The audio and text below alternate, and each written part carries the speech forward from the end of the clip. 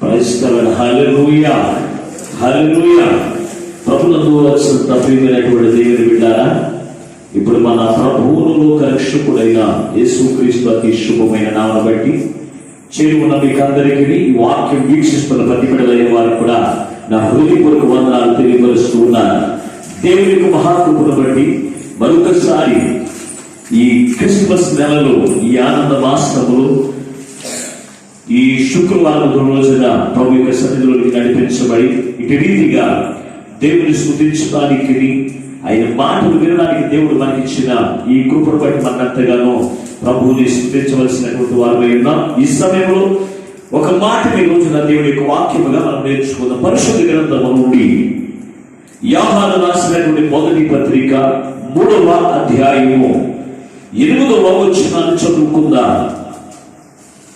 యోహాను రాసినటువంటి మొదటి పత్రిక 3వ అధ్యాయము 8వ వచనాన్ని దేవుని యొక్క వాక్య ధ్యానంలో చేసుకుందాం. అపవాది మొదటి నుండి పాపము చేయుచున్నాడు కనుక పాపము చేయువాడు అపవాది సంబంధి. అపవాది యొక్క క్రియలను నైపరుచుటకే దేవుని కుమారుడు ప్రత్యక్షమాయేను. చిన్న ప్రార్థన చేస్తూ వాక్యాన్ని మనం నేర్చుకుందాం. మమ్మలను శాశ్వతమైన ప్రేమతో ప్రేమించి మా కొరకు ప్రాణపెట్టిన యేసయ్యా మీకు లెక్కలేని వందనాలు, స్తోత్రాలు. గడిచిన కాలమంతా ఉచితమైన కృప చేత మమ్మల్ని కూడా కాచి దాచి మమ్మల్ని సజీవులెక్కలు ఉంచిన ఆయన మరొక పర్యాయం ఈ నామమును బట్టి స్తుతించడానికి మీరు ఇచ్చిన ధన్యతను బట్టి మీకు లెక్కలేని వందనాలు, స్తోత్రాలు. చేరుతున్న ప్రతి బిడ్డలందరూ కూడా దీవించండి, ఆశీర్వదించండి అయ్యా.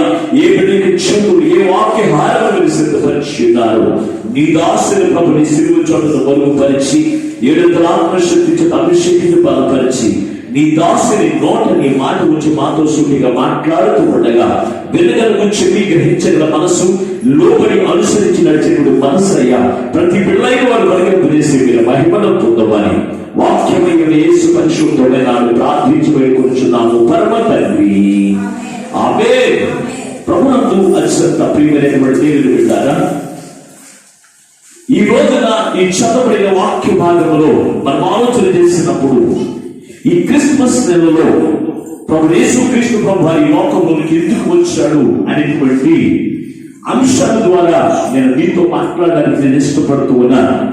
అయితే ఈ రోజున దేవుడు మనతో మాట్లాడుతున్న మాట, అపవాది క్రియలను లయపరచుటకు మనిషి కుమారుడు లోకంలోనికి ప్రత్యక్షమయ్యాను అనే మాట ఈ రోజున దేవుని యొక్క వాక్య ధ్యానముగా మనం చేసుకుందాము. దేవుని బిడ్డలారా, ఈ లోకంలో మనం చూసినప్పుడు అపవాది క్రియల చేత ప్రజలు చాలా మంది నలుదైన వారు జీవిస్తూ ఉన్నారు.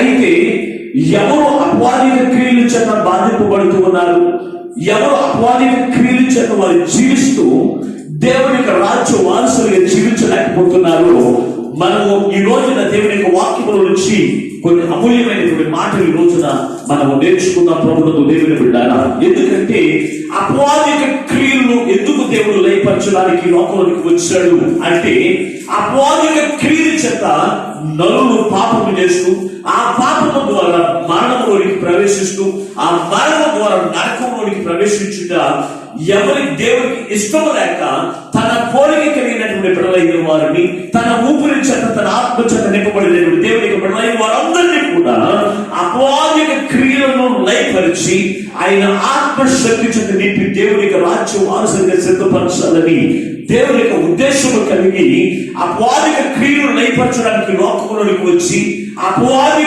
క్రియలను లయపరిచి ఆయన ఆరోహణమయ్యి ఆయన మనమందరం కూడా ఆయన్ను పొందుకుని ఆ మనుషులను అపవాది క్రియలన్నీ కూడా లయపరుచుకుని దేవునికి రాజ్య వారసులుగా ఉండాలని దేవుని యొక్క ఉద్దేశమై ఉన్నది. దేవుని బిడ్డారా, అసలు అపవాది క్రియలు ఏమై ఉన్నాయో మీకు ఒక 20 విషయాలు నేను క్లుప్తంగా వాక్యం నేను ముగించేస్తాను. పరిశుద్ధ గ్రంథంలో నుంచి యోహాను రాసినటువంటి సువార్త 8వ అధ్యాయము 44వ వచనం ఒకసారి చదువుకుందాం. అపవాది యొక్క క్రియలు మీకు ఇక్కడ 4 విషయాలు మీకు కనపడుతూ ఉన్నాయి. చదువుతామా? యోహాను రాసినటువంటి సువార్త 8వ అధ్యాయము 44వ వచనాన్ని, మీరు మీ తండ్రి అపవాది సంబంధులు మీ తండ్రి మీ తండ్రి దురాశలు దురాశలు నెరవేరుకొరుచున్నారు. ఇది మొట్టమొదటి లక్షణము. మీరు మీ తండ్రి యొక్క అపవాది యొక్క సంబంధులు. అయితే మీ తండ్రి ఎటువంటి వాడంటే దురాశపరుడు. దురాశ చదువు ఒకసారి. దురాశను నెరవేరుస్తున్నాడు. మొట్టమొదటి దురాశ. రెండవది అపవాదిక క్రియలు. మొట్టమొదటిది దురాశ. రెండవది ఆది నుండి వాడు నరహంతకుడు. ఆది నుండి కూడా వాడు నరహంతకుడు. ఒకటి దురాశ, రెండవది నరహంతకుడు, మూడవది వాని యందు అసలు సత్యమే లేదు. మూడవది సత్యము మాట్లాడు, సత్యమును నిలకడగా ఉన్న. చదువు. వాడు అబద్ధమాడినప్పుడు తన స్వభావమును అనుసరించే మాట్లాడును. వాడు అబద్ధికుడును అబద్ధమునకును జనకుడునై ఉన్నాడు. ఇక్కడ 4 వచనాలు మనకి కనపడుతూ 4 మాటలు కనపడుతూ ఉన్నాయి. అపవాదిక క్రియలు. మొట్టమొదటి క్రియ ఏంటంటే దురాశ. ఇది మానవుని యొక్క జీవితంలో దురాశ కలిగి జీవిస్తే కనుక వారు నరకానికి త్రోసివేయబడతారు. అందుకే ఈ అపవాదిక క్రియ అనేటువంటి దురాశను లయపరిచి దేవుడు వారిని పరలోక రాజ్యంలో కూర్చోబెట్టాలని ఆయన ఇష్టపడుతున్నాడు. దేవుని బిడ్డ, ఈ దురాశ అనేది ఏంటి మనం ఆలోచన చేస్తే ఆశ వేరు, దురాశ వేరు. ఆశ గల ప్రాణులను తృప్తిపరిచేటువంటి దేవుడు వేరు. అలాగే ఇక్కడ దురాశ కలిగినటువంటి వారు ఎవరంటే తండ్రి అయిన అబద్ధికుడు. చూడండి, మీ తండ్రి యొక్క అపవాది యొక్క సంబంధులు. అపవాది యొక్క సంబంధులు కొనవలసిన ఉన్న లక్షణాలు క్రియలు చేశాడు. దురాశ. ఇశ్రాయేలు ప్రజలందరూ కూడా వారికి మాంసం కావాలని దేవుని కోరుకున్నప్పుడు దేవుడు, అయ్యా ఈ చవిచరపలేనటువంటి ఆహారం మేము తినలేకపోతున్నాం అయ్యా, ఇదిగో మాకు అది వద్దు, మాకు మాంసాహారం కావాలని అడిగినప్పుడు దేవుడు మోకాలు లోతు పూరి పిట్టలను పంపించాడు. దేవుని బిడ్డ పంపించినప్పుడు వీరికి కావాల్సింది వారి యొక్క కడుపుకి రోజు తినవలసిన ఆహారం ఎంత తినాలో అంత తింటే బాగుండిపోవు. కానీ వారికి దురాశ ఎక్కువైపోయింది. దురాశ ఎక్కువైపోయి వారు తింటూనే ఉన్నారంట. వారు పళ్ళ నిండా మాంసం ఉంటేనే ఉంది, ఉండదో పళ్ళలో మాంసం ఉండగానే వారందరికీ నశించిపోయారు. గల కారణం తెలుసంటే దురాశ. అది గల కారణం ఏంటంటే దురాశ. అయితే మొట్టమొదటి నుండి కూడా అపవాది దురాశతోనే ఉంది. అపవాది ఎక్కడి నుంచి వచ్చిందంటే పరలోకంలో కూర్చున్నటువంటి లూసిఫర్ దేవదూతకి దురాశ వచ్చింది. ఏమిటైతే దురాశ అంటే చదువు ఒకసారి. యెషయా గ్రంథంలోనికి రండి ఒకసారి. యెషయా గ్రంథము 14వ అధ్యాయం 12వ వచనం చదువుకుందాం ఒకసారి. యెషయా గ్రంథం 14వ అధ్యాయం 12వ వచనం నుండి, తేజో నక్షత్రమా కూర్చుక్క నీవెట్లు ఆకాశము నుండి పడితివి, జనములను పడగొట్టిన నీవు నేల మట్టు వరకు ఎట్లు నరకబడితివి. నేను ఆకాశములకు ఎక్కిపోయినను దేవుని నక్షత్రములకు పైగా నా సింహాసనమును హెచ్చింతును. ఉత్తర దిక్కునున్న సభా పర్వతం మీద కూర్చుందును, మేఘమండలం మీదకి ఎక్కుదును, మహోన్నతులతో నన్ను సమానంగా చేసుకుందును అని నీవు మనసులో అనుకుంటివి కదా. నీవు పాతాళమునకు నరకములో ఒక మూలకు తోయబడితివి. ఈ లూసిఫర్ దూత దేవుడి యొక్క దూతలన్నింటిలోనూ కూడా ఈ లూసిఫర్ దేవదూతను దేవుడు ఏం చేశాడంటే ఒక యోగ్యత దేవుడిచ్చి నీవు వారందరినీ కూడా ఆరాధనను నడిపించడానికి ఒక యోగ్యత నీకు ఇస్తున్నా నడిపించని ఒక యోగ్యత దేవుడు దానికి అనుగ్రహించాడంట. అనుగ్రహించినప్పుడు ఈ లూసిఫర్ దూత ఏమనుకుందో తెలుసా? నేను ఆకాశ మండలంలోకి ఎక్కిపోవదును, దేవుని సింహాసనం మీద కూర్చుందును అనుకున్నటువంటి ఆశ ఏంటి? దేవుని స్తుతించాలి, దేవుని యొక్క నామాన్ని మహిమపరచాలి, దేవుని యొక్క ఆశీర్వాదాలు పొందుకునే ఆశ మాత్రమే దేవుడు లూసిఫర్ దూతకి దేవుడు ఇచ్చాడు. కానీ ఈ దూత దానికి మించింది ఏంటంటే అత్యాశ, దురాశ. ఏంటో తెలుసు అంటే దేవుని యొక్క సింహాసనం మీద కూడా కూర్చుందని అనుకుందంట. కూర్చుందని అనుకున్నప్పుడు ఆ తలంపు తన మనసులో అనుకున్న వెంటనే ఈ లూసిఫర్ దేవదూతని దేవుడు ఎక్కడికి నెట్టివేశాడు తెలుసు అంటే నరకములోనికి, పాతాళంలోనికి నెట్టివేశాడంటే ఇక్కడ రాయబడి ఉంటుంది. అందుకే ఇటువంటి సాతానుకు ఉన్నటువంటి దురాశ మనుషులు కలిగి ఉంటే, దేవునికి బిడలైన వారు కలిగి ఉంటే వారందరూ కూడా నరకానికి పాత్రులైపోతారు కనుక ఆ నరక యాతన వారు అనుభవించలేరు, భరించలేరు కనుక ఆ నరక భయం నుంచి తప్పించడానికి ఆ అపవాదిక క్రియ అనేటువంటి దురాశను లయపరచడానికి యేసయ్య ఈ లోకంలోకి వచ్చాడు. ఎవరైతే యేసయ్యను కలిగి ఉంటారో, యేసయ్యను వారు హృదయంలోకి ఆహ్వానించి అయ్యా నాకు ఉన్నటువంటి దురాశను లయపరచి వేసి అయ్యా నిన్ను కలిగి నిన్ను బట్టి ఆనందించని నీ ఆశ నాకు పుట్టించిన ఆయన అని ఎవరైతే అడుగుతారో వారందరి యొక్క హృదయాన్ని దేవుడు ఏం చేస్తారో తెలుసా? వారిలో ఉన్న దురాశ అనేటువంటి అపవాది సంబంధమైన క్రియను దేవుడు లయపరిచి వారికి ఏం చేస్తారో తెలుసా? నిత్య రాజ్యంలోనికి దేవుడు వారిని నడిపిస్తాడు. దేవుడు బిడ్డ, అందుకే యేసు ప్రభువు ఈ లోకంలోకి ఎందుకు వచ్చాడో తెలుసా? అపవాది క్రియలను లయపరచడానికి దేవాది దేవుడి లోకంలోనికి దిగి వచ్చి వేశాడు. రెండవది చూస్తే రెండవ లక్షణం ఏంటంట, ఇక్కడ చూసినప్పుడు మనకు కనపడుతుంది నరహంతకుడు అంట. నరహంతకుడు ఎవరు? ఎవరు? అపవాదికి ఉన్నటువంటి క్రియలు తెలుసా? నరహంతకుడు. వాడు చేసే పని ఏంటంటే నరహత్య చేస్తారంట. ఏమిటో యొక్క హత్య అని మనం ఆలోచన చేస్తే ఈ మూలవచనం చదివిన మాటలోనే యోహాను రాసిన మొదటి పత్రిక 3వ అధ్యాయము 12వ వచనం ఒకసారి చదువుదాం. యోహాను రాసిన మొదటి పత్రిక 3వ అధ్యాయము 12వ వచనాన్ని వెంటాడవలను ప్రభు కన్నులు. యోహాను రాసిన మొదటి పత్రికను మీరు చదివేది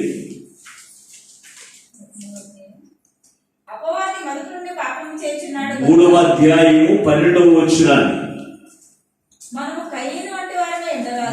కయీను వంటి వారమై ఉండరాదు. వాడు ఎవరంట?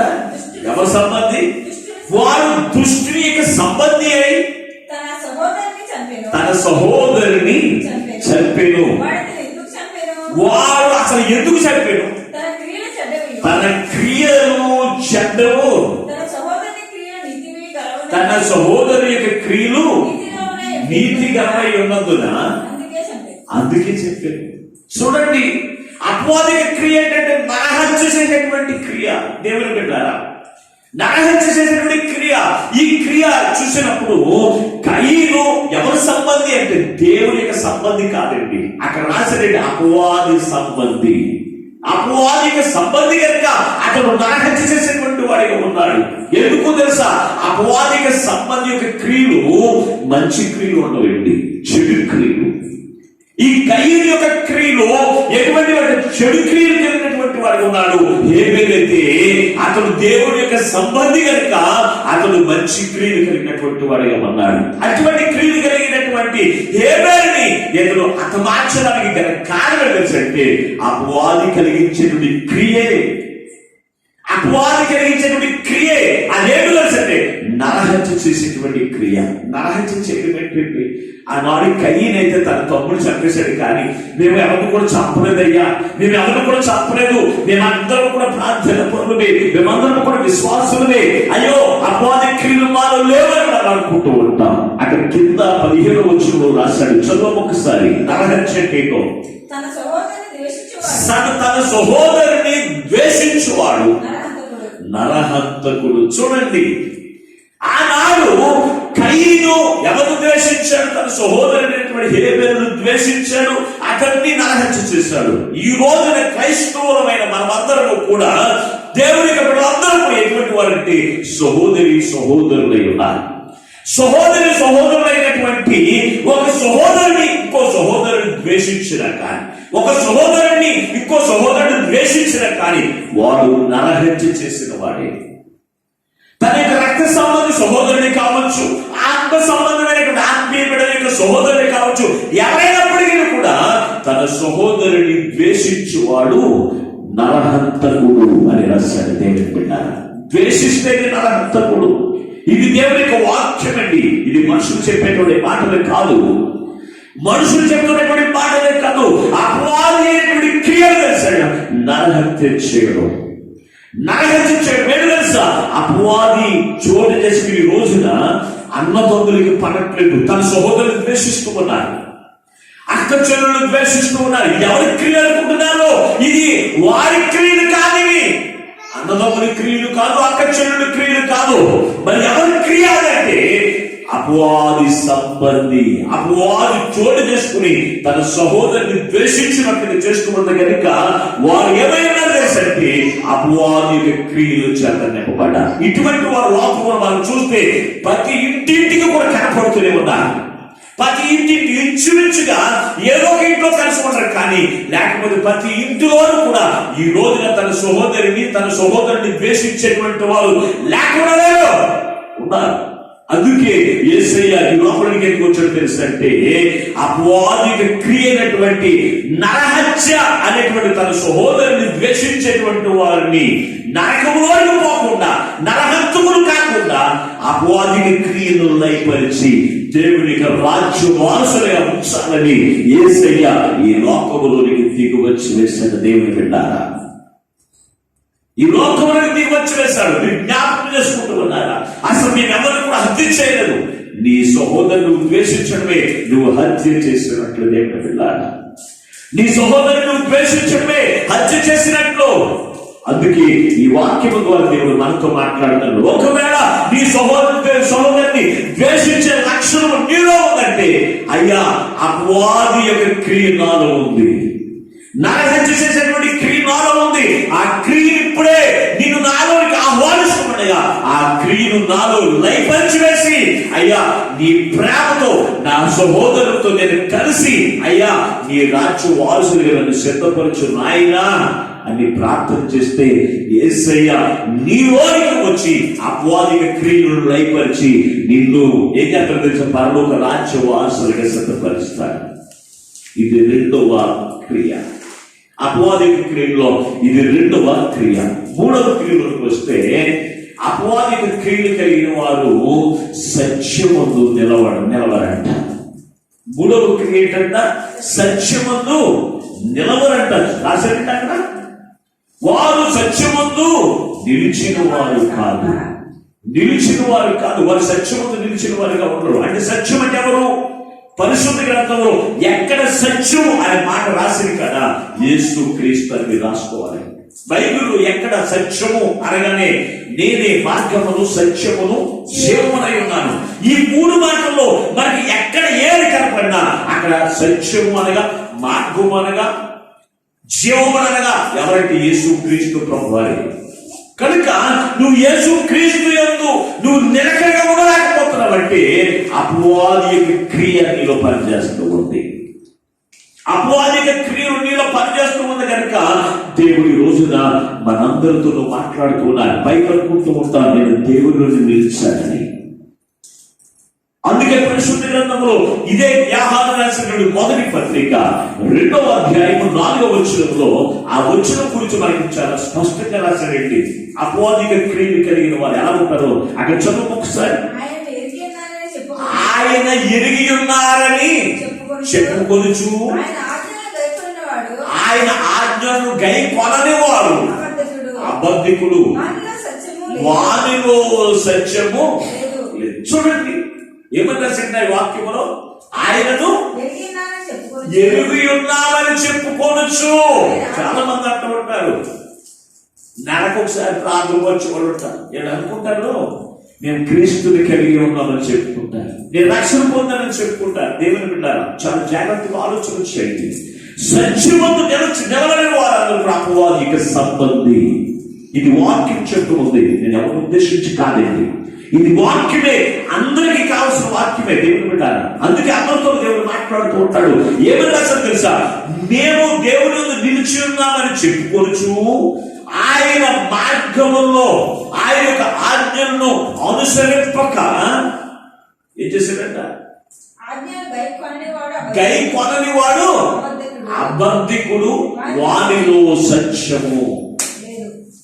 దేవుడు నిలబడలేని ఉంటారు చూసారా, వాళ్ళు సత్యం ఉంటుంది. అంటే వాళ్ళు దేవుని యొక్క రూపము కనపడదు, వాళ్ళు దేవుని యొక్క రూపము కనపడదు, సత్యము కనపడదు అనగా దేవునికి బిడ్డలైన వారందరూ కూడా వాళ్ళు ఏం కనపడాలంటే క్రీస్తు కనపడాలి. దేవుని బిడ్డలారా, ఈ రోజున మీ యొక్క జీవితంలో ఒక్కసారి మీరు పరిశీలన చేసుకోండి.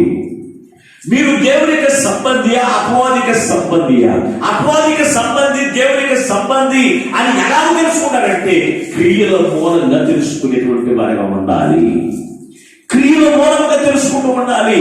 ఏంటో తెలుసా, నువ్వు దేవుని పట్ల ఆశ కలిగి ఉంటే నువ్వు దేవునికి సంబంధి, దురాశనిలో ఉంటే నువ్వు అపవాదిక సంబంధి.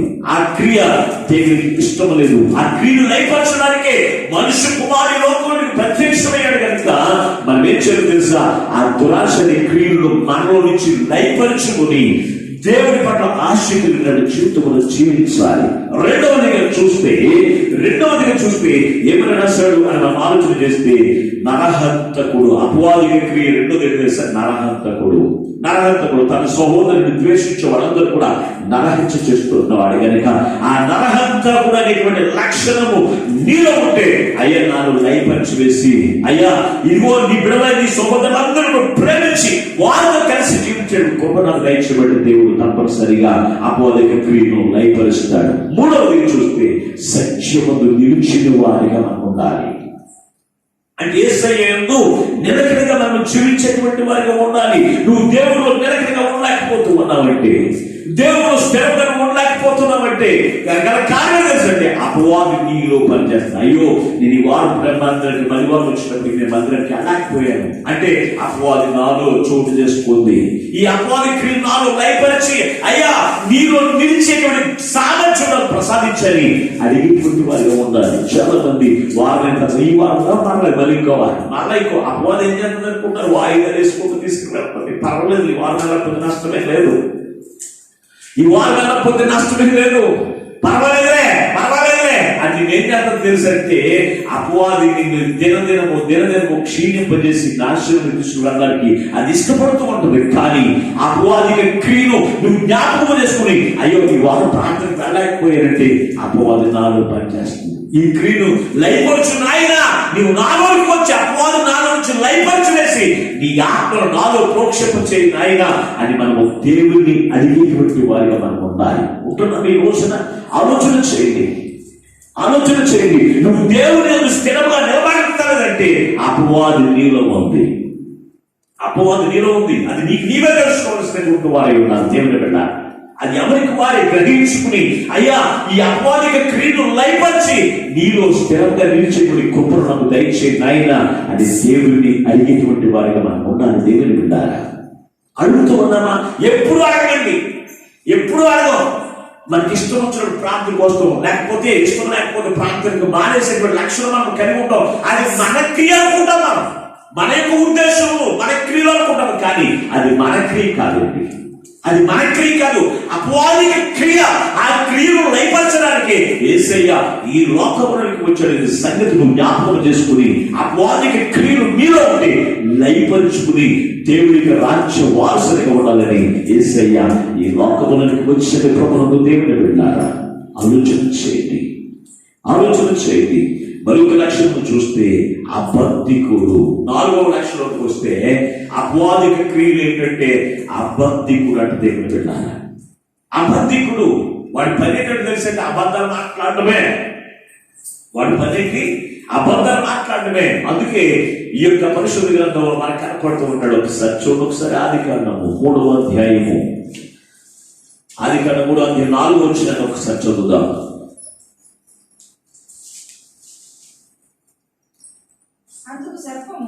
అందుకు సర్పము మీరు చావనే చావు, ఎలయనగా మీరు వాటిని తినుదినమున మీ కన్నులు తెరవబడినని మీరు మంచి చెట్లు ఎరిగిన వారై దేవతల వలె ఉందని దేవునికి తెలియనని ఆ స్త్రీతో చెప్పగా ఆ స్త్రీ చాలండి.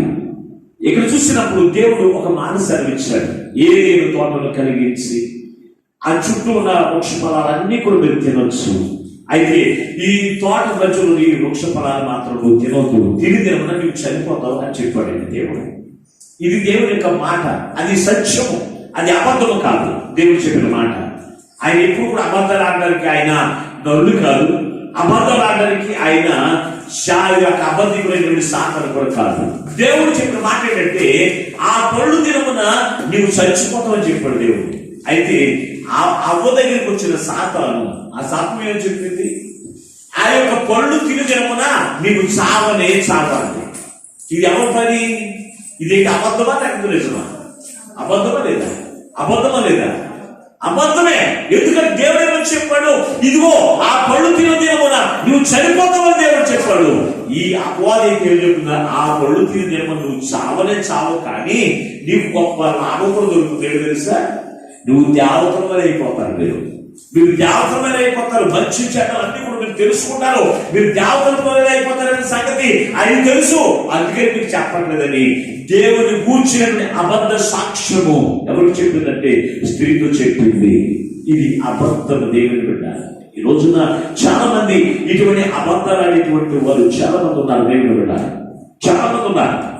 కొంతమందికి భయం ఉంటుంది, అయ్యో ఈ వారం నేను ప్రార్థనకి వెళ్ళకపోతే నేను ఎంతో నష్టపోతాను అని కంగారు పడేటువంటి వారు కూడా ఉన్నారు. అయితే కొంతమంది ఏం పర్వాలేదని వరకు కొంతమంది ఉన్నారు. ఈ వారం ప్రార్థన ఏమవుదా అంటే ఎవరు మాట్లాడాలి? ఇప్పుడు ఎవరు మాట్లాడాలి? దేవుడు ఏమో చెప్పాడు, నేను విశ్రాంతి దినమును నేను ఏర్పాటు చేసి పరిశుద్ధ దినము నేను ఏర్పాటు చేశాను. ఆ దినము మీకు ప్రతిష్ఠించిన దినము, మీరు ఏ పని చేయదు, నన్ను మాత్రం ఆరాధించాలని దేవుని యొక్క వాక్యం. మరి దాన్ని అబద్ధముగా చేసి లోకంలో ప్రచారం చేసేటువంటి వారు కూడా చాలా మంది ఉన్నారు. వీరెవరో తెలుసంటే అపవాది యొక్క క్రియలు కలిగినటువంటి వారు. దేవుని ఉన్నారు అపవాది యొక్క క్రియలు కలిగినటువంటి వారు. ఆనాడు ఈ అవ్వ ఎవరి మాట ఉంది అంటే సాతాను యొక్క మాట ఉంది. దేవుడి యొక్క మాటను అబద్ధంగా ఎంచుకుని ఏం చేస్తుందో తెలుసా, దేవుడి యొక్క మాటను పక్కన పెట్టి సాతాను యొక్క మాట చెప్పినది చేసి ఏం చేసి తెచ్చుకుందో తెలుసా అంటే పడత్రోయబడింది. ఏదైనా తోటలోంచి ఎక్కడికి మరలా పడదోయబడింది. దేవుని పెట్టారా శాపగ్రస్తాన్ని తీసుకొచ్చింది. దేవుని పెట్టారా శాపాన్ని తీసుకుని వచ్చింది. ఎవరు తెలుసంటే దేవుడి యొక్క మాటను అబద్ధంగా ఎంచుకుంది, సాతాను యొక్క మాట నిజంగా ఎంచుకుంది. చాలా మంది విశ్వాసములు ఎదుగుతూ ఉన్నప్పుడు వారి యొక్క సహోదరులతో కలిసి అయ్యో ఇదిగో నేను దేవుడి విరుద్ధంగా ఈ పని చేశాను, ఏం పర్వాలేదు అని వారు ఏదో చెప్తూ వారి మాటలు విని మనం శాపాన్ని, వారి మాటలు విని యొక్క శ్రమలను శోధనలు తెచ్చుకునేటువంటి వారి లక్షణాన్ని మనం కలిగి ఉండడానికి వీల్లేదు. వీళ్ళని దేవుడు పెట్టారా? ఎందుకంటే అపవాది దానికి ఉన్న బిరుదే అబద్ధికుడును అబద్ధకుడుకు జనకుడునై ఉన్నాడు. అపవాది గురించి చూడండి, దానికి ఉన్న సింగులు. అది ఎప్పుడు కూడా అబద్ధాలే, ఎప్పుడు చూసిన అబద్ధాలే మాట్లాడుతూ ఉంటాడు అపవాది.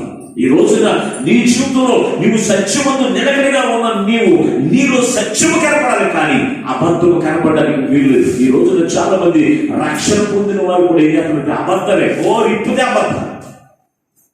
వారు ఓటు ఎప్పుడైనా సత్యం కనపడుతుందంటే కనపడదండి, సత్యమే కనపడదు. వాళ్ళు అపవాదికి క్రియ వాళ్ళు వారి అబద్ధం ఆడినప్పుడల్లా వారు జ్ఞాపకం చేసుకోవాల్సింది తెలుసా, అపవాది క్రియలు నాలో ఉంది, ఈ క్రియ నాలో లయపరచనైనా, లేకపోతే ఈ క్రియ ద్వారా నన్ను నాశనం చేస్తుంది, నా కుటుంబాన్ని నాశనం చేస్తుంది, నాకానికి పాత్రలు చేసేస్తుంది. అయ్యా ఈ క్రియను నాలో నాశనం చేయాలని దేవుడిని ఆహ్వానించి దేవుడిని అడిగి మనం ఏం చేయాలి తెలుసా, మనలో పనిచేస్తున్న అపవాదిక క్రియలు లయపరుచుకుని ఆయన ఆత్మచేత నింపుకుని ఆయన ఆత్మచేత మనం నడిపించబడి రాజ్య వారసులుగా ఉండాలి. అందుకే పరిశుద్ధ గ్రంథంలో ఒక మాట రాస్తున్నాడు, చదువు ఒకసారి.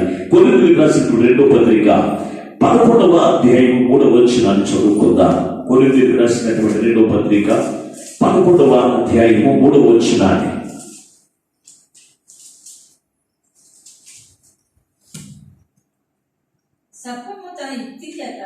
సర్పము తన కుయుక్తి చేత అవ్వను మోసపరి, చాలా జాగ్రత్తగా వినండి, అవ్వను మోసపరిచినట్లు మీ మనసులను కూడా చెరపబడి క్రీస్తు ఎడలలో ఉన్న సరళత నుండి పవిత్రత నుండి ఎట్లయినను తొలగిపోవునేమో అని. సాతాను ఆనాడు సర్పము ఎలాగైతే కుయుక్తి చేత అవ్వను తన సరళతను అంటే దేవుని యొక్క వాక్యము చేత నడిపించబడినటువంటి లక్షణాన్ని చెరిపివేసి తన లక్షణాలను దిద్ది ఎలాగైతే పాడు చేస్తుందో అట్టి రీతిగానేనంట మీలో ఏమైనా శ్రీల వాక్యంలో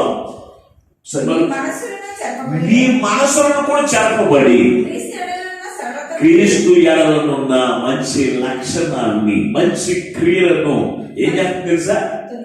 తొలగింపచేసేస్తుందట అపవాది.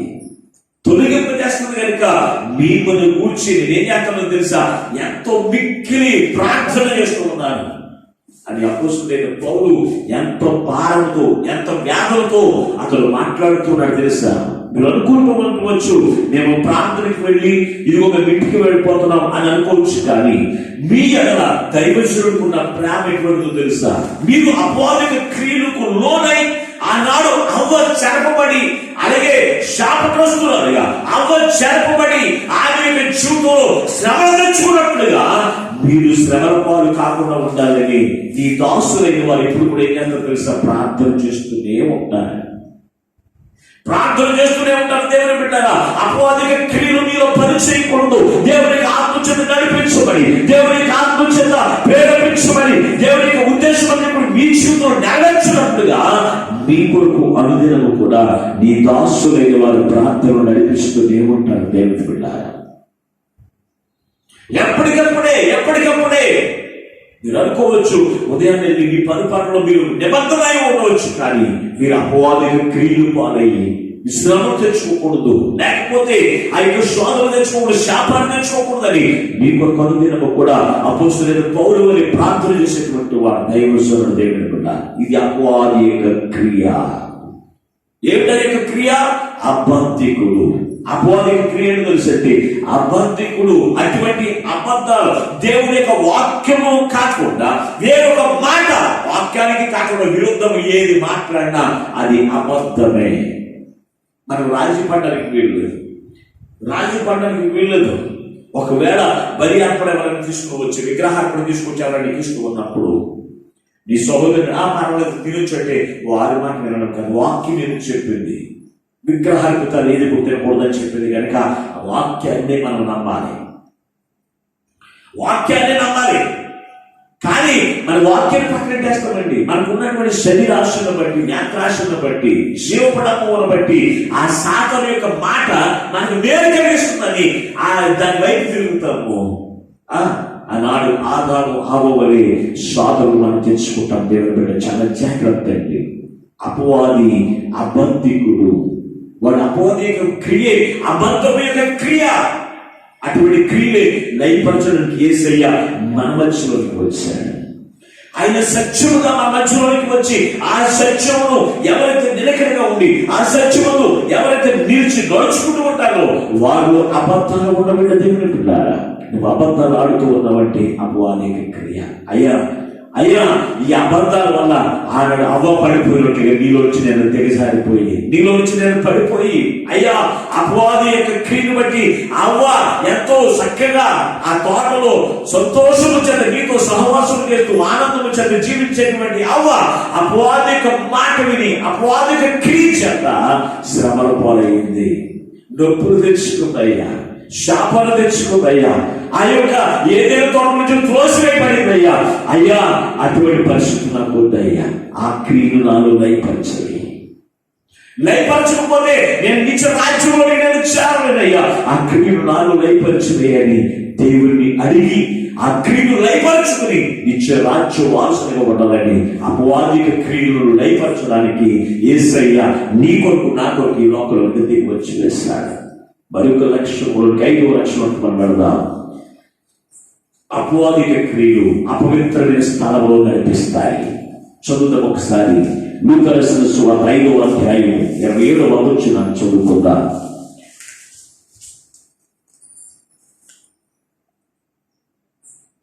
అటు పిమ్మట ఆయన బయలుదేరి లేవి అని ఒక సుంకరి సుంకము పెట్టు దగ్గర లూకా సువార్త 5వ అధ్యాయం 20వ వచనమేనా?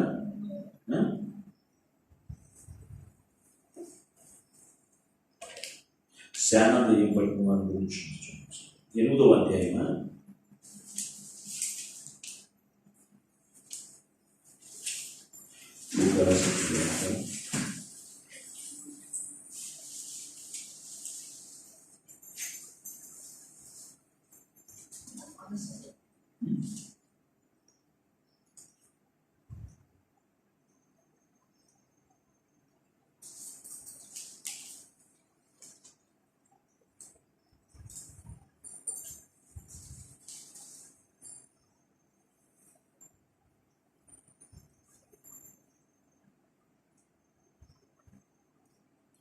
లూకా రాసిన సువార్త 9వ అధ్యాయం.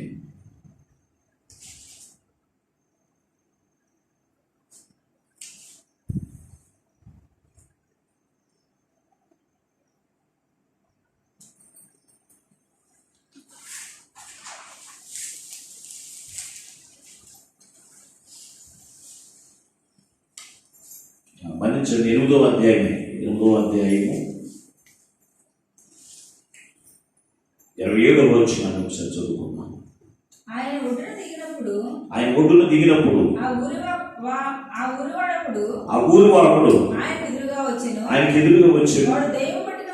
వాడు దెయ్యము పట్టిన వాడే బహుకాలము నుండి ఎక్కడ బట్టలు కట్టుకొనక సమాధుల్లోనే కానీ ఇంటిలో ఉండువాడు కాదు. చూడండి, ఇక్కడ అక్కడ చూసిన యేసు ప్రభువు కపెర్నహూములోనికి ప్రవేశించినప్పుడు అక్కడ ఒక యవ్వనస్తుడు యేసయ్యకు ఎదురుపడ్డాడంట. అతనికి వస్త్రాలు లేవు. వస్త్రాలు లేకుండా ఇతని యొక్క ప్రవర్తన, ఇతని యొక్క జీవితంలో బట్టి ఎక్కడ ఉండేవాడు తెలుసంటే సమాధుల్లో మాత్రమే నివాసం ఉండేవాడు. సమాధులు అనగా అవి అపవిత్రమైన స్థలాలు. అపవిత్రమైన స్థలాలు. వాడు ఎప్పుడు కూడా ఎక్కడ జీవించేవాడు తెలుసంటే సమాధుల్లో నివసించేవాడు. దేవుని బిడ్డారా, అపవిత్రమైన స్థలాలు చాలా ఉన్నాయి. త్రాగుబోతులు నివసించేటువంటి స్థలం అపవిత్రమైనది. పేకాట అనేటువంటి స్థలము అపవిత్రమైనది. పేకాట అనేటువంటి స్థలము అపవిత్రమైనది. దేవుని బిడ్డారా, ఇలాగ చూస్తే అపవిత్రమైన స్థలాలు ఈ లోకంలో చాలా ఉన్నాయి. దేవుని బిడ్డారా, వారు ఎప్పుడు చూసినా ఏ స్థలంలో కనపడతారో తెలుసా? అటువంటి త్రాగుబోతులు నివసించే స్థలంలో ఉన్న వారందరూ కూడా అపవాదిక క్రియే. పేకాటలాడే వారి స్థలంలో నివసించే వారందరూ కూడా అపవాదిక క్రియలే. దేవుని బిడ్డ, మేము ప్రయాణం వస్తూ ఉన్నప్పుడు, మేము శుక్రవారం ప్రార్థన ముగించుకుని రాత్రికాలం మేము ప్రయాణం పెడుతున్నప్పుడు 11:30 టయానికి కూడా ఎక్కడ కూర్చుంటున్నారు తెలుసా? సమాధుల దగ్గర కూర్చుని త్రాగుబోతులు తాగుతున్నారు ఎవరస్తులు. ఊరు చివర అక్కడ పాములు ఉంటాయని కూడా తిరగట్లేదండి. మా దారిలో అదే స్థలంలో మాకు అనేక సార్లు పాములు కనపడతాయండి. అటువంటి స్థలంలో చీకట్లో కూర్చుని భోజనం తింటున్నారండి, బిర్యానీ తాగుతూ. మరి వెనక వచ్చి పాముట్టుకుంటేనో అంటే అపవాదికి సంబంధం కలిగినటువంటి వారికి భయరోగం ఏంటి? వారు ఎవరిని కూడా లెక్క చేయరు. వారికి ఉన్న మూర్ఖతలు చెప్పిన వారు జీవిస్తారు. దేవుని బిడ్డారా, వారు ఎప్పుడు కూడా వారికి భయం ఉండదు, చీకటి ఉండదు, సమాధులు ఉండదు, అపవిత్రమైన స్థలాలు ఉండదు, రాత్రి ఉండదు, పగల ఉండదు. ఎప్పుడు పడితే అప్పుడు వారు ఎక్కడ చూసినా ఎప్పుడు చూసినా అపవిత్రమైన స్థలాల్లోనే కనపడతారు. కొంతమంది గాంధీ షాప్ దగ్గరే కనపడతారు. ఎక్కడ దొరకరంటారు బిడ్డలైన వారు. వారికి ఎప్పుడు కూడా ఎక్కడ కనపడతారు? గాంధీ షాప్ దగ్గరే ఉంటారు. తాగుతూ ఉన్నప్పుడు డబ్బులు ఎక్కడి నుంచి వస్తే నాకు అర్థం కదండి. వాడు ఎవరిని అది ఆ క్రియను తెలుసంటే అపవాది క్రియ. వారి గురించి మనం ప్రార్థన చేయాలి. అయ్యా, ఇదిగో వారందరూ అపవాది క్రియలు చేత వారు నింపబడి వారు తను నాశనమైపోయినట్లుగా చేస్తూ ఉన్నారు. అపవిత్రమైన స్థలాల్లో వారు తిరుగుతూ ఉన్నారు. అయ్యా, ఆ అపవిత్రమైన స్థలాల నుంచి వారిని విడిపించి ఆ క్రియలను కూడా లయపరిచయ్యా. ఇదిగో నీ పరిశుద్ధమైన స్థలాల్లో ప్రవేశించినట్లుగా కృప చూపించిన ఆయన అని మనం ప్రార్థన చేయాలి. ఎప్పుడు పరిశుద్ధమైన స్థలాల్లో వారు కనపడండి. ఎప్పుడు పరిశుద్ధమైన స్థలంలో వారు కనపడండి. అపవాదిక క్రియలు తెలుసంటే ఇదిగో వారి యొక్క జీవితంలో అపవిత్రమైన స్థలాల్లోనికి నడిపించేది అపవిత్రాత్మ. అందుకే దానికి వరకు పేరు అపవిత్ర ఆత్మ అని పెట్టారు. దేవునికి ఆత్మకు పరిశుద్ధాత్మ, అపవాదికి అపవిత్ర ఆత్మ అంటే అది అపవిత్రమైన స్థలాల్లోకి కనిపిస్తుంది కనుక, అపవిత్రమైన స్థలాల్లోని జీవింపజేస్తుంది కనుక మనం ఏం చేస్తాం తెలుసా, అది చూస్తే అపవిత్ర ఆత్మ నడిపించిన స్థలాల్లో మనకు చాలా సంతోషం కనపడుతుందండి. తాగుబోతుకి ఎంత ఆనందం తెలుసా తాగుతుంటే. వ్యభిచారం చేసేటువంటి వారికి, పాపము చేసేటువంటి వారికి అందులో ఎంతో ఆనందం అంటుంది అనుకుంటారు. ఒకనొక సమయం వస్తుంది, త్రాగుబోతులకు ఒక సమయం వస్తుంది, లెవర్లన్నీ పాడైపోయి త్రాగుల వల్ల శరీరంలో లోపల ఏమి కూడా పరిచయం కలిగి చనిపోతామని చెప్పిన అప్పుడు తెలుస్తుంది. వ్యభిచారం చేసే వారికి కూడా అంతే. వ్యభిచారం చేసే వారికి ఆ పరిచేసినప్పుడు ఆ క్రియను బట్టి, అపవాదిక క్రియను బట్టి అందులో ఆనందం ఉందనుకుని అందులో నడుస్తూ ఉంటారు. ఒక సమయం వస్తుంది, ఏ ఏడ్స్ లేకపోతే ఇదని వచ్చింది, ఇక నువ్వు పరికరం చనిపోతావని తెలిసినప్పుడు అప్పుడు ఎంత ముత్తుకున్న ఉపయోగం లేదు. దేవుని బిడ్డారా, ఎంత ముత్తుకున్న ఉపయోగం లేదు. కనుక ఈ అపవిత్రమైన స్థలాల్లో జీవించిన వారి యొక్క జీవితంలో మనం చూస్తూనే ఉన్నాం. ఆ యొక్క వేదన, శ్రమ, బాధ, ఆ తెగులు చేత భరించలేని పరిస్థితి వారు ఎంత సుఖమైతే అనుకున్నారు అంతకన్నా రెట్టింపు బాధను అనుభవించేటువంటి వారిని ఈ లోకంలో చూస్తూ ఉన్నాం. చాలా జాగ్రత్త అండి. అపవిత్రమైన స్థలాల్లో తిరిగేటువంటి వారి గురించి చాలా జాగ్రత్త అండి. పరిశుద్ధమైన స్థలంలో నీవు జీవిస్తూ ఉంటే కనుక, పరిశుద్ధ స్థలంలో నీవు నివసిస్తూ ఉంటే కనుక నీ ఆత్మ, నీ శరీరము, నీ దేహము అన్ని కూడా పరిశుద్ధపరచబడి దేవునికి రాజ్య వారసులుగా ఉంటాయి. అంతేకాని నీవు అపవిత్రమైన స్థలాల్లో తిరిగి అపవాదిక క్రియల చేత నింపబడి నీ కుటుంబంలో శాంతి ఉంచవు, నీ కుటుంబంలో మనశ్శాంతి ఉంచవు, నీ భార్యకు కానీ, నీ భర్తకు కానీ, నీ తల్లిదండ్రులకు కానీ, నీ రక్త సంబంధులకు కానీ ఎవరికి నిన్ను బట్టి సంతోషం ఉండదు. నీవు తిరిగే అపవిత్రమైన స్థలాలను బట్టి జాగ్రత్త. నువ్వు ఏ రోజున ఏ సమయంలో ఇంటికి వస్తావో తల్లిదండ్రులకు కూడా తెలియదు. ఏ సమయంలో ఇంటికి వస్తావో నీ భార్యకు తెలియదు. ఏ సమయంలో నీ ఇంటికి వస్తావో నీ భర్తకు తెలియదు. దేవుని బిడ్డలు చాలా జాగ్రత్త. నువ్వు తిరిగేటువంటి అపవిత్రమైన స్థలాల్లో నువ్వు తిరుగుతూ ఉన్నావంటే అది అపవిత్ర ఆత్మచేత నింపబడి, అది అపవిత్రమైన క్రియ. కనుక అటువంటి క్రియలు ఉంటాయి. అయ్యా, ఈ క్రియ నాలో నుంచి నాశనం చేయను ఆయన, ఈ క్రియ నాలో లయపరచలేను ఆయన. లయపరచివేసి నీ పరిశుద్ధమైన స్థలంలో నివసించినటువంటి కృప నాకు దయచేయమని నువ్వు దేవాన్ని అడగండి. ఆ క్రియను లయపరచివేసి ఆయన పరిశుద్ధమైన స్థలాల్లో నివసించినట్లుగా ఆయన తప్పనిసరిగా నీకు కృపిస్తాడు. ఈ శానా దెయ్యం పట్టినటువంటి వాడిని కూడా దేవుడు అపవాదిక క్రియను అతను లయపరచివేసిన తర్వాత దేవుని యొక్క ఆయన పాదముల యొక్క కూర్చుని ఆయన మాటలు వినేటువంటి లక్షణము కలిగినటువంటి వాడు ఉన్నాడు. అంతకుముందు సమాధుల్లో నివసించేటువంటి వాడు, అంతకుముందు చీకటి సంబంధిగా జీవించేటువంటి వాడు అతనికి క్రియ లయపరచి వేసిన తర్వాత పరిశుద్ధమైన స్థలంలో నివసించడం ప్రారంభించాడు. కనుక ఒకవేళ నీ కుటుంబంలో నీ భర్తే కావచ్చు, నీ భార్య, నీ బిడ్డలే కావచ్చు, వారి గురించి కూడా ఒకవేళ అపవాదిక క్రియలు వారు ఉంటే కనుక ఈ అపవిత్రమైన స్థలాల్లో నీ కుమారి కావచ్చు, నీ భర్తకి, నీ భార్య కావచ్చు, ఎవరు తిరుగుతున్నా కానీ అయ్యా వారు ఆ క్రియలు లయపరిచివేసయ్యా నీ పరిశుద్ధమైన స్థలంలో నివసించినట్లయితే నీవు కృప చూపించు నాయనా అని ప్రార్థించినట్లయితే అపవాదిక క్రియను దేవుడు లయపరిచేటువంటి వాడిగా ఉన్నాడు. దేవుని బిడ్డ మరొక లక్షణం చూస్తే అపవాదిక క్రియలు తెలుసంటే తను తాను నాశనం చేసుకున్నట్లుగా చేస్తుంది. ఈ శాలదైవం పడినటువంటి వాడు ఏం చేస్తున్నాడు తెలుసంటే తను తను గాయపరుచుకుంటున్నాడంట. అగ్నిలో పడిపోతూ ఉన్నాడు, నేలలో పడిపోతూ ఉన్నాడు, రాళ్లతో కొట్టుకుంటూ ఉన్నాడు.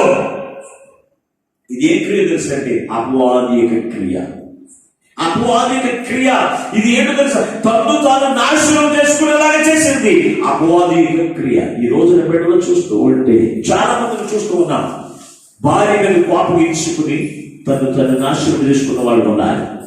భర్త మీద కోపగించుకుని తను నాశనం చేసుకునే భార్యలు ఉన్నారు. అలాగే తల్లిదండ్రుల మీద కోపగించుకుని బిడ్డలు తను నాశనం చేసుకునేటువంటి వాళ్ళు ఉన్నారు. గాయపరుచుకోవడం, ఉరి వేసుకోవడం, లేకపోతే నదుల్లో పడి చనిపోవడం, ట్రైన్ కింద పడి చనిపోవడం, ఇటువంటి వారు ఈ లోకంలో ఎంతో మంది కనపడుతున్నారు. దేవుని బిడ్డ, ఈ క్రియలన్నీ తెలుసు అపవాదిక క్రియలే. ఈ క్రియలను లయపరిచివేసి దేవుడిచ్చినటువంటి శాంతి సమాధానంతో ఆనందకరమైన జీవితంతో వారు జీవించాలని అపవాదిక క్రియలు లయపరచుడు మనుష్య కుమారుడు ఈ లోకములోనికి ప్రత్యక్షమయ్యారు. దేవుని బిడ్డారా, ఆలోచన చేయండి. దేవుని బిడ్డారా, ఇటువంటి క్రియలు అపవాదిక క్రియలు, వీటిని లయపరచడానికి యేసయ్య ఈ లోకంలోనికి వచ్చాడు. దేవుని బిడ్డారా, ఈ లోకంలోనికి అందుకే యేసయ్య ఈ లోకంలోనికి వచ్చాడు. ఆలోచన చేయండి. ఇశ్రాయేలు యోధులను చూసినప్పుడు అపవాదిక క్రియను బట్టి సాతాను అతనిలో ప్రవేశించింది. కనుకనే అతను ఏం చేశాడు తెలుసా? అతను దేవునితో సహవాసం చేస్తూ అయోగ్యం కలిగినటువంటి వారితో నాకు సహవాసం చేయడం ప్రారంభించాడు. అయితే అతనే ఏం చేశాడు తెలుసా? ఉరి వేసుకుని చనిపోయాడు. అది ఎవరి క్రియ తెలుసా? అది దేవునికి ఆత్మక్రియ కాదు, సాతాను యొక్క క్రియ. మిగిలిన 11 మంది శిష్యులు దేవునికి ఆత్మచేత, దేవునికి సంబంధిగా వారు జీవించారు కనుక వారు దేవునికి ఆత్మచేత నడిపించబడి దేవునికి రాజ్య వాసులు అనేకులు సిద్ధపరిచి పరలోక రాజ్యంలో వారి కొరకు ఏర్పడిన సింహాసనం కూర్చుని గొప్ప ధన్యత వారు పొందుకున్నారు. కానీ ఇశ్రాయేలు యోధ మాత్రము అపవాదిక క్రియ, అపవిత్రమైన స్థానంలో తిరగడం, తను తాను నాశనం చేసుకున్నట్లుగా ఆ క్రియ అతని యొక్క జీవితంలో పనిచేస్తుంది. చాలా జాగ్రత్త అండి. అపవాదిక క్రియలు మీలో నైపంచుకోకపోతే అపవాదిక క్రియలను బట్టి మనలే నాశనం చేసుకున్నట్లుగా అపవాది చేస్తుందండి. అది చూపించేదాన్ని బట్టి మనకు ఆశ కలిగి ఉండవచ్చు, అది చూపించేదాన్ని బట్టి మనకు మనసు కలిగి ఉండవచ్చు, అది చూపించేదాన్ని బట్టి నీకు సంతోషం కలగవచ్చు. కానీ అది అపవాదిక క్రియ, అది వాక్యానికి విరుద్ధమైన క్రియ కనుక వేచన తెలుసా? అటువంటి క్రియలు ఒకవేళ నీలో నీవు చూసుకుంటే కనుక ఈ క్రియలు లయపరచు నాయన దేవుడిని అడగాలి. అడుగుతూ ఉన్నాం ఎప్పుడన్నా? నీ బిడ్డలే కావచ్చు, నీ కుటుంబమే కావచ్చు, ఎవరైనా కానీ అటువంటి క్రియలు కలిగి ఉంటే ఆ క్రియలు లయపరచిన ఆయనని దేవాది దేవుణ్ణి అడగాలి. చివరిగా ఒక మాట మీకు జ్ఞాపకం చేసి నేను వాక్యాన్ని ముగిస్తాను. అపవాదిక క్రియ ఏం చేస్తుందో తెలుసా? చెడు పనులు చేయడానికి ప్రేరేపిస్తుందంట. చదువుదాం ఒకసారి పరిశుద్ధ గ్రంథం నుండి దినవృత్తాంతములు మొదటి గ్రంథం 21వ అధ్యాయము మొదటి వచనాన్ని చదువుకుని వాక్యాన్ని ముగించుకుందాం. దినవృత్తాంతములు మొదటి గ్రంథము 21వ అధ్యాయము మొదటి వచనాన్ని. తరువాత సాతాను ఇశ్రాయేలీయులకు విరోధముగా లేచి ఇశ్రాయేలీయులను లెక్కించుటకు దావీదును ప్రేరేపించెను. చాలండి. ఇశ్రాయేలీయులను లెక్కించుటకు దావీదును సాతాను ఏం చేసిందంట? ప్రేరేపించింది. అంటే దేవుని యొక్క ఉద్దేశము, దేవుడు ఇశ్రాయేలు ప్రజలందరూ కూడా మనుషులను చూసి, మనుషుల యొక్క సామర్థ్యము చూసి నీకు గొప్ప విజయం నేను ఇస్తానని దేవుడు చెప్పలేదండి దావీదు మహారాజుకి. అతనికి ఉన్నటువంటి సైన్యమును, అతనికి ఉన్నటువంటి జనాంగాన్ని చూసి విజయం ఇస్తానలేదు.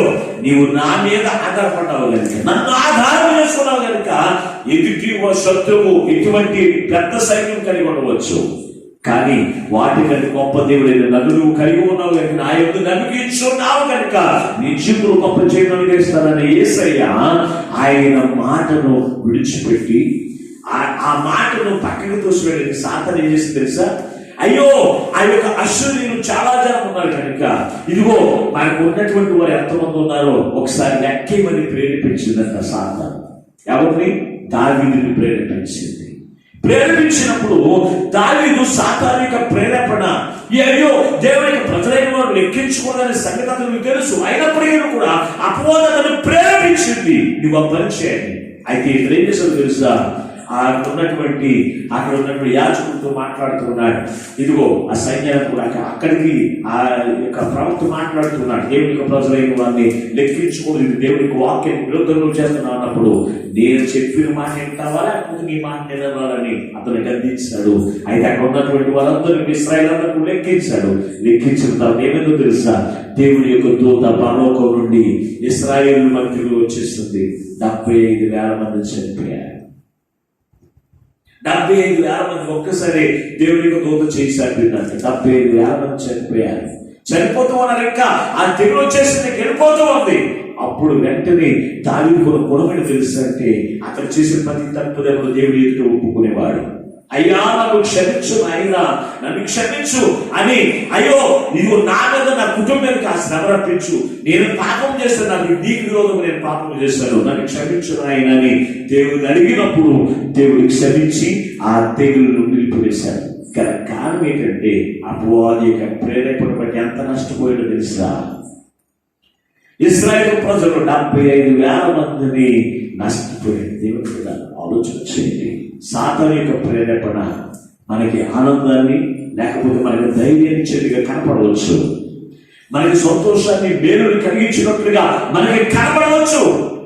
అయితే ఆ ప్రేరేపణ ఎవరిది అనేది మనం జ్ఞాపకం చేసుకోవాలి.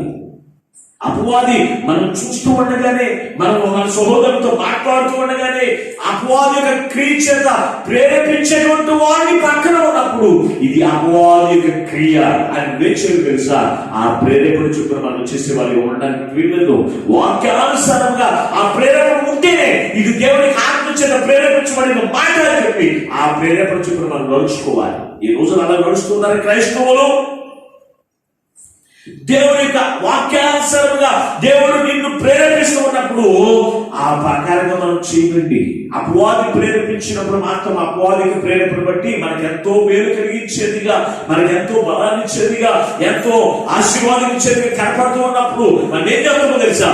దేవుని యొక్క వాక్యాన్ని మనం పక్కన పెట్టేస్తాం, దేవుని యొక్క ప్రేరేపణ పక్కన పెట్టేసి అపవాది యొక్క క్రియ మాత్రము మనం ప్రోత్సహించే జ్ఞాపకం తెలుసా? ఆ క్రియను బట్టి మనకు తీరని నష్టాన్ని, తీరని కష్టాలని, తీరని ఇబ్బందులు తెచ్చుకునేటువంటి వారిగా ఉంటాం. అందుకే దేవుడి రోజున మనందరితో మాట్లాడుతూ ఉన్నాడు. అపవాది క్రియను లయపరచుటకు మనుష్య కుమారుడు ఈ లోకంలోనికి ప్రత్యక్షమాయెను. ఎందుకు వచ్చాడనుకుంటున్నారు? అపవాది క్రియని లోకంలో చూస్తే, ప్రపంచంలో చూస్తే, ఎక్కడ చూసినా ఈ క్రియలే కనపడుతున్నాయి. లోకంలో చూస్తే ఎక్కడ చూసి ఇవే కనపడుతున్నాయి. దురాశలు, అలాగే రెండోది చూస్తే నరహంతకులు అంటే సహోదరులను ద్వేషించడం, మూడవది చూస్తే సత్యమందు నిలవలేటువంటి వారు, ఇష్టం వచ్చినట్టు దేవునికి శక్తికి వెళ్ళడం, ఇష్టం వచ్చినట్టుగా నడుచుకోవడం, సత్యమందు నిలవలేటువంటి దేవుడు నిలవలేనటువంటి జీవితం జీవించడం, అది జీవిస్తూ ఉన్నారు. అబద్ధికులుగా అపవాదికి క్రియలు వారిని అబద్ధికులుగా మాట్లాడితే అబద్ధం ఆడటం, జీవించడం చేస్తూ ఉన్నారు. అలాగే అపవిత్రమైన స్థలాల్లో తిరుగుతూ ఉన్నారు. తను నాశనం అయిపోయినటువంటి జీవితంలో జీవిస్తూ ఉన్నారు. అంతేకాదు అపవాది చేత ప్రేరేపించబడి ఎంతో నష్టాలు, కష్టాలు, ఇబ్బందులు, శోధనకి గురైనటువంటి వారిగా ఉంటున్నారు. కనుక ఈ వాక్యం ద్వారా ఈ రాత్రికాల సమయంలో మనందరితో మాట్లాడుతున్నాడు. చాలా జాగ్రత్తగా వినండి, చాలా జాగ్రత్తగా ఆలకించండి, గ్రహించండి. ఇటువంటి క్రియలని కూడా అపవాది క్రియలే. ఒకవేళ నీ జీవితంలో కావచ్చు, లేకపోతే నీ కుటుంబంలో ఎవరిలో కానీ, లేకపోతే నీ రక్త సంబంధులు ఎవరిలో కానీ, లేకపోతే నీ ఇరుగు పొరుగులో కావచ్చు, నీ సహోదరులో కావచ్చు, ఇటువంటి క్రియలు కలిగి ఉంటే ప్రార్థన చేయండి. అయ్యా ఈ క్రియలు లయపరచలేదు అయ్యా, నువ్వు లయపరచడానికి లోకానికి వచ్చావు కనుక అయ్యా నిన్ను నా హృదయంలోకి చేర్చుకుని ఈ క్రియలను కూడా లయపరచుకుని అయ్యా నీవిచ్చిన సంతోషకరమైన జీవితానికి, నీవిచ్చిన ఆశీర్వాదకరమైన జీవితానికి, నీవిచ్చిన పరలోక రాజ్య వారసుని జీవించిన జీవితానికి నన్ను వారసుడిగా సిద్ధపరచు నాయనా అని ఆ యేసయ్యను అడగండి. దేవుడు తప్పనిసరిగా మీకు అందరికీ అనుగ్రహించి మీలో, మీ జీవితంలో, మీ కుటుంబాల్లో పనిచేస్తున్న అపవాదిక క్రియలను లయపరిచివేసి ఆయన నిత్య రాజ్య వారసుని సిద్ధపరిచేటువంటి ధైర్యం అనుగ్రహించడానికి యేసయ్య ఈ లోకంలోకి వచ్చాడు. నీ కొరకు, నా కొరకు శ్రమపరచబడి, బాధపరచబడి ఆ బాధలన్నిటి నుంచి విడిపించి నిత్య రాజ్య వారసుని సిద్ధపరచడానికి యేసయ్య ఈ లోకంలోకి వచ్చి శ్రమపరచబడాలని గ్రహించి ఆయన ఇచ్చేటువంటి నిత్య రాజ్య వారసుని సిద్ధపడిందని చెప్ప ఆ పరిశుద్ధాత్మ దేవుడు ఈ వాక్యం వింటూ నీకు అందరూ అనుగ్రహించి ఆయనే మహిమ పొందును గాక. ఆమేన్. ప్రార్థన చేసుకుందాం. మమ్ములను శాశ్వతమైన ప్రేమతో ప్రేమించి మాకు ప్రాణపడిన యేసయ్య మీకు లెక్కలైన వందనాలు స్తోత్రం. అవునండి, నీ విలువైన మాటలతో మాతో మాట్లాడాలి తండ్రి. అయ్యా అపవాదిక క్రియలు లేపరచుటకు మనిషి కుమారుని లోకమునికి ప్రత్యక్షమాయనండి తండ్రి. నీ విలువైన మాటలతో మాతో మాట్లాడాలి. అపవాదిక క్రియలు అయ్యా ఏంటో మాకు ఎంతవరకు మాకు తెలియదు. అటువంటి క్రియలు ఇదిగో మాకు చూపించండి ఆయన. అటువంటి క్రియలు ఏ బిడ్డలో ఇప్పుడే కనబడుతూ ఉంటే యేసు నామములో ఇప్పుడే లైవ్ వేసి నిమిషంలోని నిత్య రాజ్య వాసులుగా ప్రతి బిడ్డలను సిద్ధపరిచి మీ రాకడకు ఆయుధపరచమని, లెక్కబడిన మాటలు ప్రతి హృదయంలో నీరుగడ్డ పరమనేసి రాకడకు ఆయుధపరచమని, అపవాదిక క్రియలు లైపరచుకుని లోపలకు వచ్చారని సెలవిచ్చాను. యేసు పరిశుద్ధుని నామమున ప్రార్థించి వేడుకొనుచున్నాము పరమ తండ్రి, ఆమేన్. దేవుడు మిమ్మల్ని అందరినీ దీవించును గాక. ఆమేన్.